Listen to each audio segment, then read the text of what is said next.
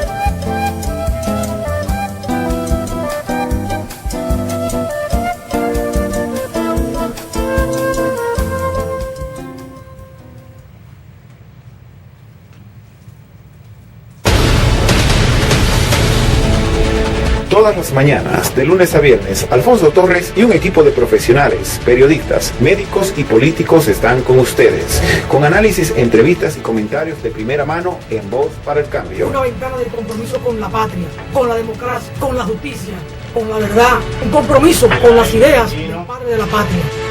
No te lo pierdas, de 7:30 a 9 de la mañana, Voz para el Cambio por Telecanal 28.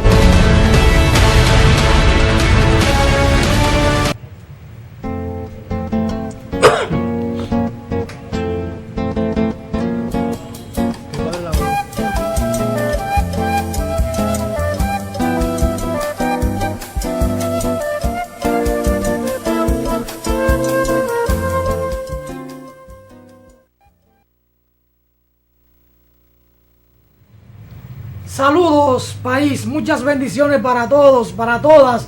Alfonso Torres subió aquí en su espacio Voz para el Cambio por Telecanal 28. Miércoles, día para hablar de salud. Miércoles, el ombligo de la semana. El mejor día aquí en Voz para el Cambio, porque abordamos los temas que a ustedes más les interesan y que más les convienen. El tema de salud.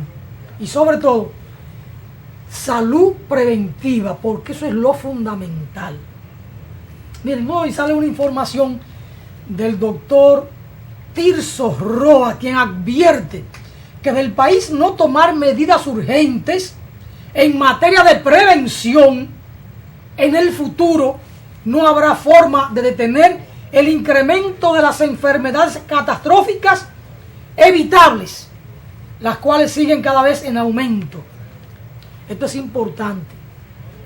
De no tomar medidas urgentes en materia de prevención, en el futuro no habrá forma de detener el incremento de las enfermedades catastróficas evitables. Es decir, cáncer, los diferentes tipos de cáncer. La ministra de Salud Pública, porque el tema de salud es tan importante que siempre salen informaciones al respecto, dice que el Ministerio de Salud Pública abre unidades para pacientes con crisis psiquiátricas. Los problemas por los que atraviesa la ciudadanía son tan graves que lleva a los mismos a crisis psiquiátrica, a la crisis aquí, producto de la crisis económica, el golpe del calor, la falta de dinero, el alto costo de la vida, el deterioro en las calles, la falta de agua potable, el tema de la basura. Todo eso produce en la gente un estrés tal que le produce hasta una crisis psiquiátrica. Son de las cosas.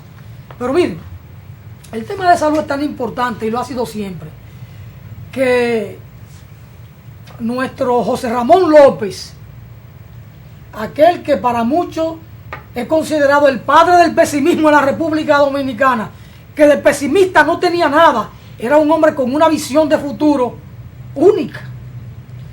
Un hombre que se adelantó a su tiempo. Que en 1870 ya estaba escribiendo sobre el tema de la necesidad de una adecuada alimentación. Ese que yo siempre cito aquí, que decía en su ensayo formidable, La alimentación y la raza: pueblo que no se alimenta adecuadamente es pueblo que va rumbo a la degeneración física, mental e intelectual. Y en el 1918 escribió un artículo formidable, La educación del paladar y la apertura de nuevos mercados. Establecía que la gente debía educarse para saber qué comer, y que incluso de eso dependía que el gobierno pudiera elaborar una política adecuada de qué producir y cómo apoyar a los productores para producir hacia una alimentación adecuada. Y entonces eso había que producirlo de manera abundante, pero para ello habría que abrir mercados para colocar esos productos. Son de las cosas interesantes de nuestra historia que hay que conocerla. Don José Ramón López, un hombre que en el siglo XIX estaba pensando para estos tiempos y para el futuro. Pero aún así aquí, porque no se le ha estudiado a fondo y adecuadamente, se le llama el padre del pesimismo. Son de las cosas. Con nosotros hoy el doctor Jordanis Rodríguez para abordar temas de interés en su segmento Salud Preventiva. Y hoy pudiéramos abordar un tema que... Saludos, doctor. Saludos. ¿Cómo va la vida? Muy bien, muy bien. Que es un tema que nos interesa a nosotros, lo que ya estamos, ¿verdad?, sobre el medio siglo. Claro que sí, claro que sí. Porque dicen que con la edad hay dos cosas fundamentales. Una que crece y otra que se achica. No sé. La que crece puede tener problemas y tiene el cáncer de próstata, Claro. que es una enfermedad silenciosa, que no da señales, pero mire, es peligrosísima, doctor. Y creciendo de una manera vertiginosa. O sea, a pesar de que se han descubierto los avances científicos de cómo apalear básicamente la sintomatología, pero que aún al día de hoy no se conoce a ciencia cierta, ¿verdad?, el origen que lo puede causar específicamente. Uno sí relaciona con un sinnúmero de factores que existen su origen, pero aún así a ciencia cierta un origen así práctico.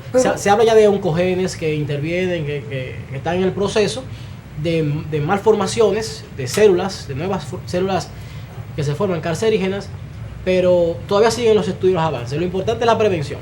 Pero si hay una sintomatología, ¿por qué entonces se habla de una enfermedad silenciosa? Como que uno no se da cuenta. Claro. ¿O son cuentos de ustedes los médicos para llevar uno siempre al chequeo? No. La sintomatología se va a presentar dependiendo también el grado. Y eso es parte de lo que vamos a hablar hoy. Vamos a ir marcando, identificando algunas de las características que realmente nos pueden dar un indicio para nosotros poder motivarnos y acudir a los chequeos de rutina como debe de ser. Pero el tema del cáncer de próstata, que es nuestro tema principal, realmente es un tema que muchos hombres pues no quieren saber mucho de él, aunque deberían, porque realmente ¿qué es lo que está en juego aquí? Es la vida, es la vida. Usted dice muchos hombres no quieren saber en República Dominicana por la cultura machista, Sí, claro que sí. Hemos dicho que muchas por la forma del chequeo ese. Claro que sí. El factor cultural en medicina, aquel especialista, aquel profesional de la salud que no tome en cuenta el factor cultural, bueno, está muy atrás, realmente. Porque definitivamente el factor cultural es importantísimo tomarlo en cuenta para poder hasta diagnosticar enfermedades. Todo va a depender de la frecuencia o prevalencia en una comunidad determinada, por los diferentes estilos de vida, los diferentes hábitos que estas poblaciones, estas sociedades presentan, y se va a deber básicamente a su nivel cultural. Entonces, claro que sí, el factor cultural es sumamente importante. Aquí yo había prometido, antes de entrar en materia, ¿verdad?, en el tema principal, que es el cáncer de próstata, yo había prometido aquí en el programa, meses atrás, de que le íbamos a dar seguimiento al tema del Zika, específicamente. Vamos a esto primero, señor director, al tema del Zika específicamente, porque es bueno saber lo que está pasando. Pero hoy en la prensa publican tras una entrevista que le hicieron al doctor Pedro Sin, ex presidente del Colegio Médico Dominicano. Él es infectólogo, o sea que él maneja bastante bien esta área de que tienen que ver básicamente con estas infecciones. Pero él plantea algo que sí es importante, pero al mismo tiempo no es nada nuevo. Y él plantea de que no podemos descuidar el dengue, a pesar de que el Zika ahora mismo es el que está en el boom, es donde más la atención se ha ganado el Zika a nivel mundial.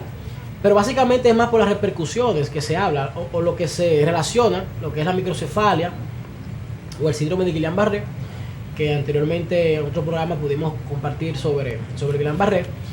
Pero básicamente el Zika ha tomado mucho auge, ¿verdad? Es por esas dos grandes consecuencias que aún todavía la OMS no ha relacionado todavía, aunque están vinculados. Pero bueno, entonces el doctor Pedro Sin, él está invitando a que las autoridades no se descuiden con el dengue, porque el dengue, y es cierto lo que él plantea y tiene mucha lógica, porque él menciona que el dengue ha traído más muertes que el mismo Zika. Entonces, ¿qué estamos viendo aquí? Que el dengue entonces tiene una implicación donde aumenta la letalidad y el Zika no. Entonces, ¿a cuál le vamos a dar más prioridad? Yo digo que a las dos, a todas, porque es el mismo mosquito que lo transmite. Ahora, hago una reflexión aquí sobre este punto y lo traigo a ustedes. Este tema es básicamente porque las estadísticas muestran que en otros países donde hay más casos de dengue, la letalidad es menor, hay menos muertes. Entonces, hay más casos diagnosticados de dengue, pero la cantidad de muertes es menor que en este país, que acá. ¿Y a qué se debe eso? Básicamente se debe a no seguir un protocolo como se ha establecido, como está establecido aquí en el país, el protocolo para primero el diagnóstico del dengue a temprano, pero también el manejo. Entonces creo que la problemática está ahí, en no llevar a cabo, no cumplir con detenimiento los protocolos, porque un buen protocolo bien realizado te lleva a diagnosticar a tiempo, pero también a un correcto manejo. Entonces, en estos países donde la cantidad, el número de casos diagnosticados es mayor, entonces, ¿qué está pasando aquí? Que estos sí están cumpliendo un protocolo que lo está ayudando a ellos a diagnosticar a tiempo el dengue. Y como diagnostican a tiempo, de manera correcta, y saben ya que es dengue, entonces aplican el manejo correcto. Entonces, ahí es donde está el asuntito nuestro. Que entonces tenemos menos casos diagnosticados de dengue de esos otros países, pero tenemos más muerte. Entonces, hay que reflexionar sobre eso. Un dato de cómo va el Zika en nuestro país, y lo voy a leer. El virus del Zika también está causando estragos en toda la población. El boletín epidemiológico número 20 del Ministerio de Salud Pública registra 231 casos sospechosos de Zika, 63 embarazadas que presentaron síntomas en las primeras 24 semanas de gestación y 8 casos de síndrome de Guillain-Barré asociados a esta enfermedad, incluyendo 2 defunciones. En los 5 primeros meses de este año fueron 3.313 casos sospechosos. De esta cantidad se confirmaron 73 y murieron 15 personas. La provincia de Santo Domingo, de la semana 1 a la 20, fue la que más casos sospechosos presentó, 1.525 casos, seguida del Distrito Nacional con 752, San Cristóbal con 128 y Puerto Plata con 119. Básicamente esas son las estadísticas epidemiológicas que tenemos hasta el día de hoy, pero sí yo quiero que llamemos la atención con relación al manejo, a los protocolos. No olvidémonos del dengue que está ahí, que causa más letalidad, pero si trabajamos para erradicar el mosquito que causa el Zika, como estamos enfocados en eso, al mismo tiempo pues también erradicamos el mosquito que causa el dengue. Bueno, básicamente quería compartir con ustedes sobre el Zika, pero vamos a entrar entonces al tema principal, que es el cáncer de próstata. ¿Qué es la próstata? para aquellos televidentes, la próstata es una glándula que forma parte de lo que son los órganos reproductores masculinos. Es un órgano, es una pequeña glándula que se encuentra inmediatamente por delante del recto. El recto es la última porción del intestino. Luego llega el ano, que es por donde usted evacúa. Y se encuentra también debajo de la vejiga. O sea, está relacionado con la vejiga, que almacena la orina, y también con el recto. Vemos en imagen cómo se señala dónde está la próstata. Entonces, funciones básicamente de la próstata. Bueno, ella ayuda a producir un líquido blanquecino que va a formar parte de lo que conocemos hoy en día como el semen, que los espermatozoides que vienen desde los testículos, pues el semen arrastra los espermatozoides y es cuando el hombre pues eyacula, ¿no? o saca el semen. Entonces básicamente una de las funciones de la próstata es esto. Ya sabemos dónde está ubicada la próstata. Entonces hay situaciones en las cuales nuestra próstata presenta alteraciones. Tenemos hipertrofia prostática, que es cuando crece, se aumenta, se inflama la próstata, trayendo síntomas que van a repercutir en la salud del individuo que está afectado. Y también, pues, tumores o el cáncer per se, que puede haber tumores benignos y tumores malignos. ¿Cómo se puede desarrollar básicamente el cáncer de próstata? A ciencia cierta no hay todavía, como decía al principio, una causa que nos diga sí, esta persona ya va a desarrollar cáncer de próstata, pero la ciencia está avanzando. Ya hoy en día se han evidenciado ciertos genes que básicamente están vinculados con aquellas personas que desarrollan un cáncer de próstata agresivo. O sea, que si a temprana se puede diagnosticar, se puede verificar si este gen está en esta persona, pues entonces hay que tomar medidas. Hay que tomar medidas preventivas, porque es probable que esa persona desarrolle entonces una alta, que ese cáncer, si va a desarrollar el cáncer, va a ser de alta agresividad. Entonces los tumores de la próstata, como dije, pueden ser benignos o malignos. Características, bueno, un tumor benigno, que podemos decir también que es una hipertrofia prostática benigna, sus características son que no va a invadir otros tejidos que están alrededor de la próstata, como dije, el recto, la vejiga, las mismas glándulas seminales que tienen que ver, están bien por debajo de la próstata, pero también no van a invadir sus células, no van a invadir a otra parte del cuerpo, que es la que conocemos como metástasis. Que había dicho anteriormente que en otros programas como la metástasis, esa palabrita no le gusta a mucha gente. Pero también los tumores benignos pueden extirparse completamente y generalmente no vuelven a crecer. Esa es la característica o las diferencias más prácticas, más importantes. Y tenemos entonces los malignos. Es todo lo contrario a los benignos. O sea, estas células cancerígenas sí pueden invadir tejidos de otros órganos, ¿verdad?, que están alrededor de la próstata, pero también pueden derivarse a otros órganos, a otros tejidos en cualquier parte del cuerpo. Son de la característica. Y puede extirparse el tumor, si es maligno, pero con la probabilidad de que puede volver a generarse, a aparecer de nuevo. Entonces, prevención. Bueno, es importante que los caballeros masculinos, a partir de los 45 años, y muchos dirán, 45 años, sí. Antes se hablaba de los 55 años, años atrás.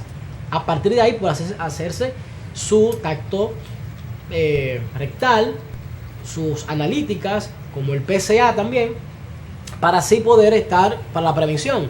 Pero ya hoy en día estamos viendo a hombres mucho más jóvenes, a partir de los 40 años, presentando problemas prostáticos, hasta cánceres.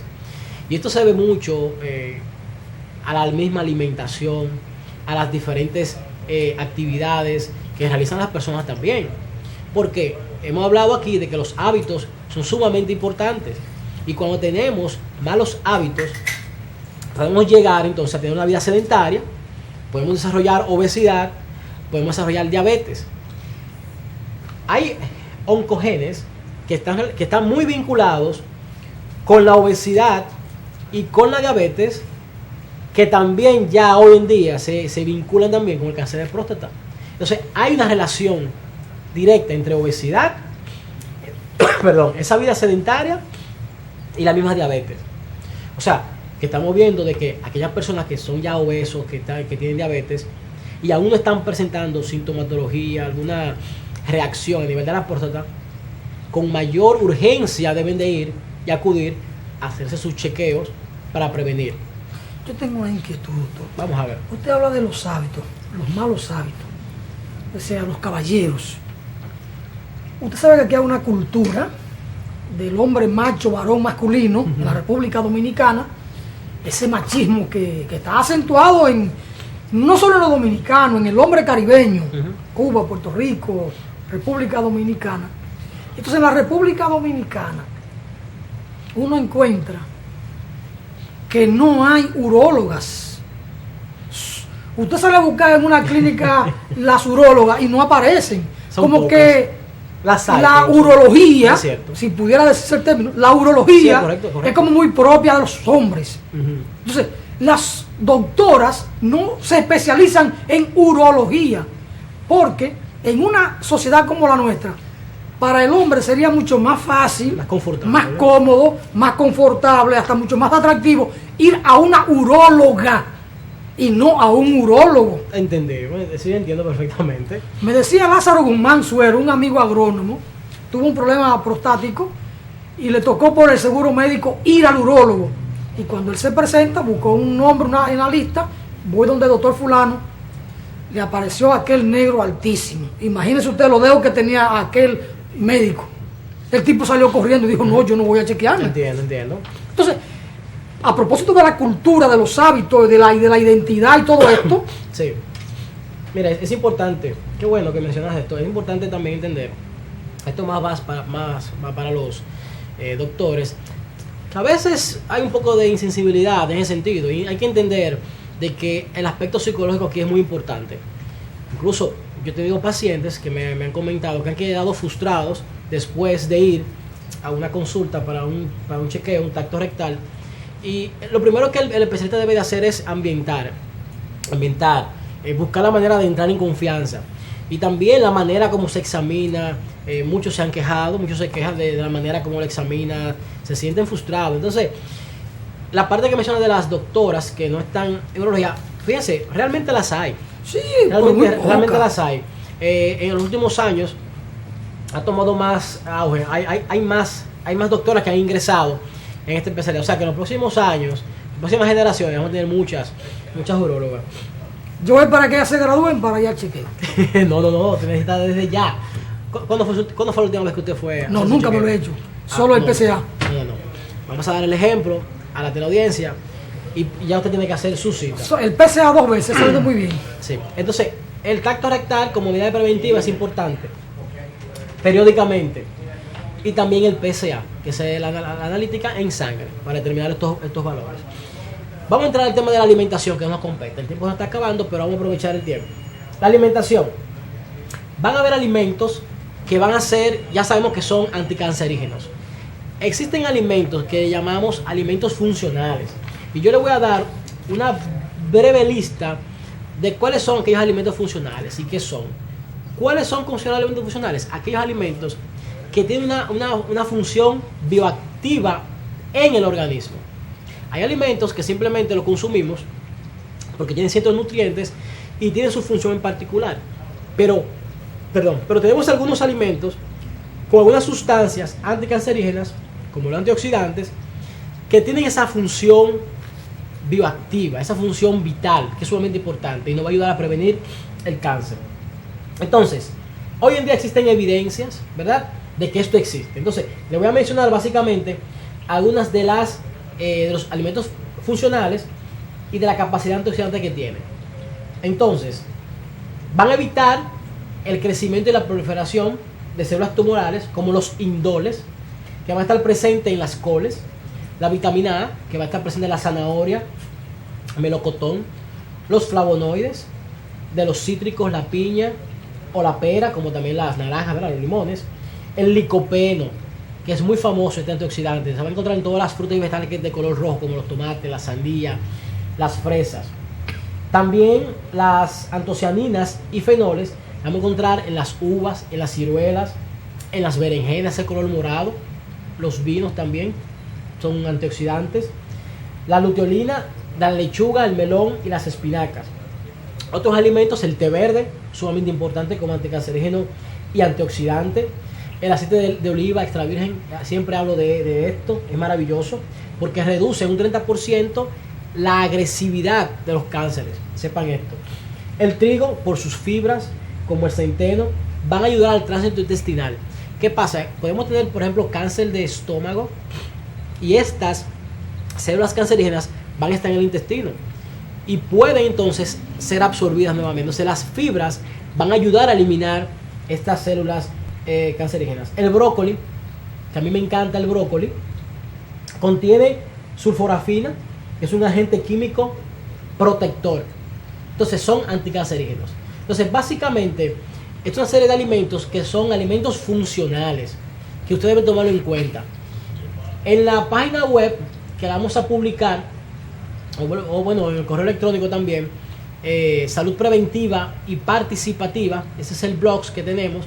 Ahí también vamos a encontrar una serie, un listado de estos alimentos funcionales para que usted lo tenga pendiente, lo pueda consumir y añadirlo a su dieta cada día. Lo que vemos aquí es una nuez. Esto representa básicamente, comparan a la próstata como el tamaño de una nuez, para que sepan lo que es una nuez.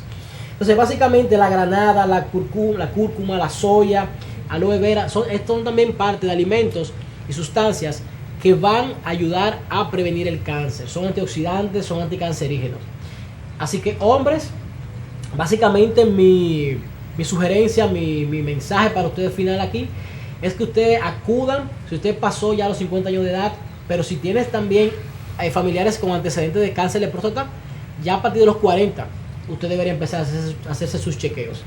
Entonces, hombres, caballeros, vayan ahora a hacerse sus respectivos chequeos, no tengan miedo, no tengan esa vergüenza. Recuerden que al final, o sea, el cáncer de próstata es bastante letal, las estadísticas han aumentado, sigue incrementándose a pesar de que han habido muchos avances, pero prevención, es para eso estamos aquí. Y me gustó mucho el comentario que hiciste al principio, Alfonso, sobre la prevención y sobre leer lo de José Ramón López. La prevención realmente es lo más importante y para eso estamos aquí. Nosotros invitamos a que sigan siempre, cada miércoles con nosotros acá, aprendiendo. Aquí estamos con mucho interés, con mucho ánimo de llevar a ustedes la información para que la pongan en práctica. Entonces, básicamente, ese es el mensaje de hoy. Muchas gracias, se nos fue el tiempo. Yo pienso que José Ramón López quizá fue el primer nutriólogo del país, el hombre que siempre estuvo preocupado por lo de la alimentación adecuada y a tiempo, balanceada. Doctor, muchas gracias, un tema interesantísimo, claro, me da una lección, yo voy a tener que hacerme el chequeo, claro, ese que no me gusta, nunca me lo he hecho, sobre el PSA, ya veremos. Ojalá que aparezca una uróloga por ahí que pudiera hacerme el chequeo regular del tacto, sí, para prevenir. No se muevan de ahí, que seguimos en más, aquí en Voz para el Cambio, después de la pausa.